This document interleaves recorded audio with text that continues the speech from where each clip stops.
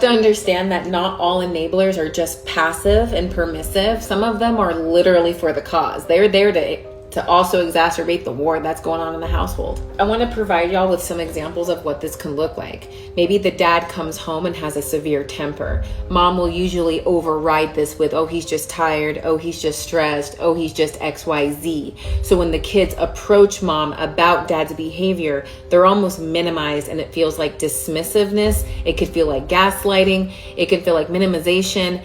Anything that then conditions the children to believe that if we come with the truth, it gets questioned, it gets dismissed. That's that type of environment to breeding ground for the belief, the conditioned belief that silence is survival. Now we're training and conditioning our kids to suppress themselves in order to maintain connection, which a lot of us as adults are doing right now.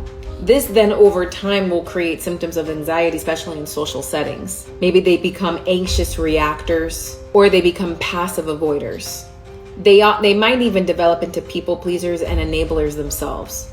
Now, this is where it gets spicy when we enter into couples dynamics. Because if you were raised in this system, chances are you might either marry an enabler or become one.